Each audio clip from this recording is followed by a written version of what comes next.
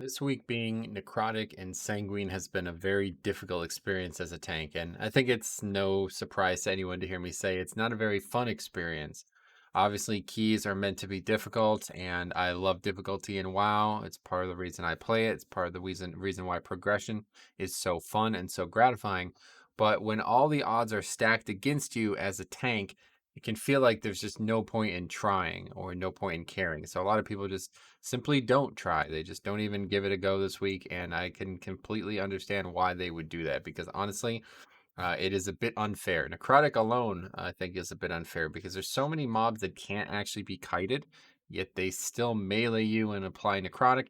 That it's hard to fully understand what Blizzard's goal here was. It was almost like it was meant to be like, well, figure out a way to deal with this. And of course, they have. Bears can just do it without any issue. For some reason, their Thrash Legendary's application of the shield does not get reduced by necrotic for whatever reason. So, anyway, we could talk all about this until we're blue in the face, whether they should or shouldn't change it. I don't really care, to be honest. Instead, I want to highlight something that I think is actually very interesting. And we talked about it from the tank perspective, but if you think about it from the game's perspective, I think this is a very unique situation here. And truly, this is why this week is so insanely difficult to tank. It's not necrotic and it's not sanguine, it's them both together. I wonder how many people have experienced this because I did a fair amount of keys this week, and I actually am really shocked at how I don't think there's another combo of affixes that are this difficult together. And let me know if you know of one. I can't really think of one, honestly. And it's almost like if these two affixes were born together, like they go so well together in terms of complementing each other and making them uniquely difficult at different times, that it's almost like if this is always should have been an affix combo. And I don't think it ever has been before. But we're taking a look at this very quickly, and I'm going to show you exactly why this is such a difficult week and why, as a tank, the odds are indeed stacked against you in all possible ways. So we have a 21 hauls. This is definitely my best key of the week. And we're doing the normal pull here, which some people, might think is a little aggressive, but I don't have any issues with it. We're getting the obliterator. Now there's another obliterator in this pack, so I am cautious about this.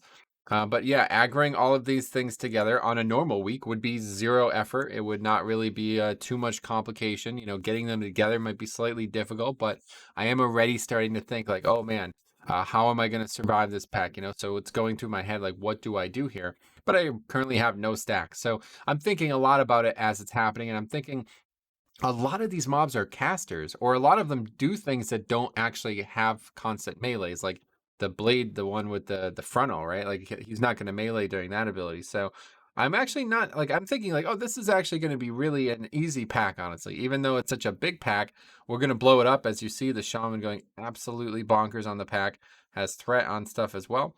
And that's not the end of the world to have threat on a necrotic week, as long as I don't let the guy die. So I'm thinking about all this stuff, but now I'm thinking, all right, well, you know what? We actually are getting a lot of stacks here. Maybe I'm not, maybe there's more melees happening. And the problem with this pack is these dogs. These dogs are insanely dangerous. So what I'm not noticing here is that one of them's almost dead already. I'm not noticing that danger is about to be removed from the pack. If those two dogs were the last two mobs alive, it would be the hardest part of the dungeon because they actually do a lot of damage and that bleed continues to stack up. So, I'm thinking about all this.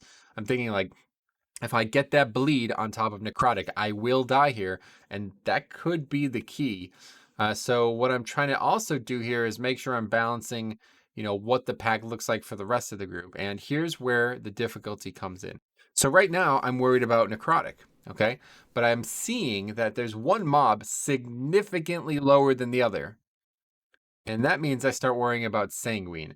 Now, especially considering a lot of these mobs are just going to stand still and do whatever they're doing, whether they're shooting arrows at me or casting wicked bolts at me, that is a problem because now the dog dying there is going to heal them. Like, there's no way that we're going to get all of them. Again, we have an Ellie comment, so I'm sure we could have did it. But regardless, in my head, I'm thinking there's no way we're getting all of those mobs out of Sanguine evenly.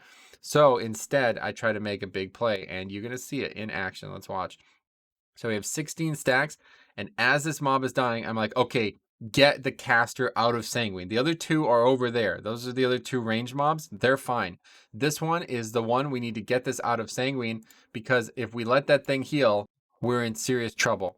So look at what happens. What a unique situation, and I think we have to watch it one more time to fully see it. So here we go. We start the kite. We interrupt. The dog is dying. Again, I'm not realizing that the dog is dying. Realistically, I shouldn't even really be kiting here, but obviously we're trying to drop stacks, so no big deal. So here comes the obliterator. Now it's casting Wicked Bolt. So in my mind, I'm like, that's a cast. It's not going to melee me. But I'm also up here thinking like, okay, 1 second. Come on, I can grip this thing. So let's do it. I grip it, and it does indeed melee.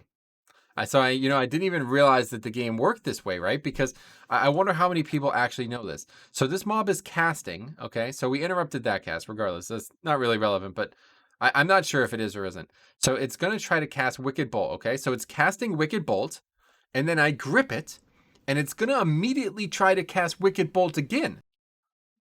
But at some point, it melees in between those casts. What's that about? I don't fully understand how that works. I don't even really see the melee animation. Like, look, it never actually melees me. There's no melee animation here. This is a very bizarre thing. But, regardless of why it's happening in the game's, mechanisms, I don't, he does not melee me physically. There's no visual indication that I get meleeed. And that is it. It's over now. So what you're going to see here is the visual representation of everything you need to know about the difficulty of this affix. This is everything, 100% of it. Okay, maybe one or two small things that aren't present here, but this is everything you need to know. Okay, Necrotic is extremely difficult because you can't get meleeed, but it's your job to get meleeed. So not only do you have to not get meleeed, but you have to keep threat when you're not getting meleeed. You have to be able to move the mobs in a way that the DPS in the group can still kill them, but you don't die yourself. So there's a variety of ways to handle this, especially as a non-bear, but in reality, the easiest way is to simply mass root or slow them and then leave melee range. And when that doesn't happen, it turns into bedlam, absolute chaos, because the mobs are running all around. Especially in this case, you have casters, you have ranged mobs that are going to do something other than just follow you. So then the pack gets separated. Then DPS goes down. Obviously, your DPS has gone down substantially. It's making it harder for people to play. They're moving, causes chaos, right? That alone, that Necrotic, hard to fix. Regardless, sounds like a tank only affix. It's almost always only going to be on the tank to deal with it. Good groups will have DPS and healers helping with it, but the reality is you're making it harder for everyone else whenever you have to kite. You do not want to have to kite, and you do have to kite on this week. Now, the other affix is Sanguine, okay? So Sanguine is also the tank's responsibility. That's the problem. Both of these are squarely on the tank, and yes, you can have help from DPS, Shaman knockback, Monk Ring of Peace.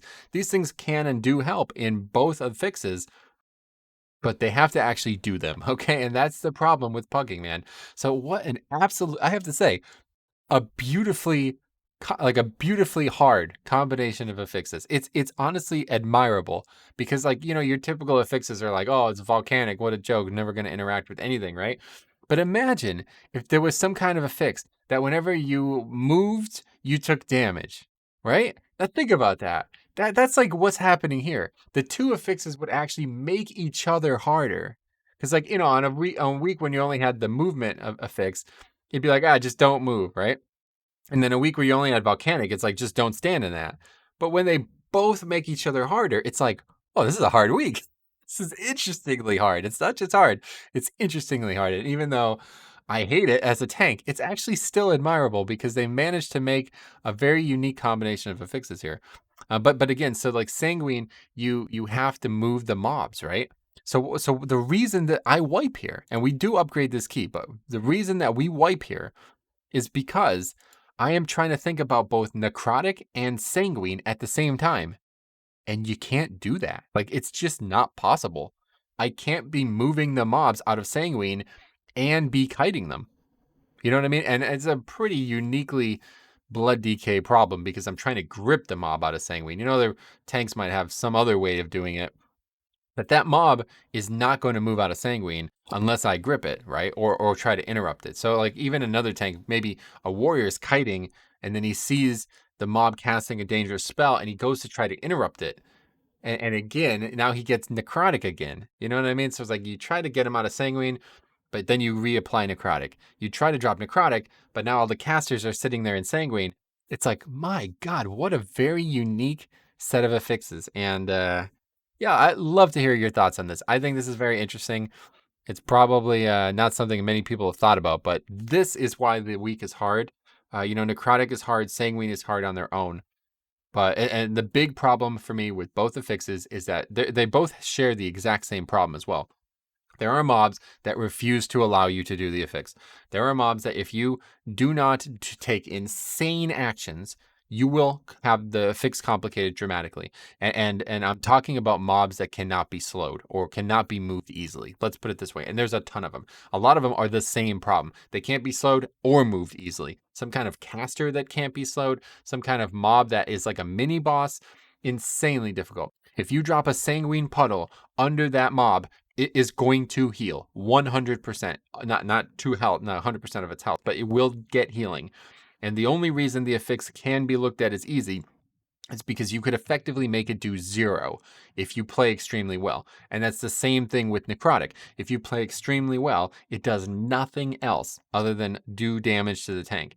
So a lot of groups are going to make this week look pretty easy, but in reality, if you look at it from the ground up, you see a very uniquely complicated scenario. So I'd love, love, love, love to hear your comments on this. I would really like to hear them.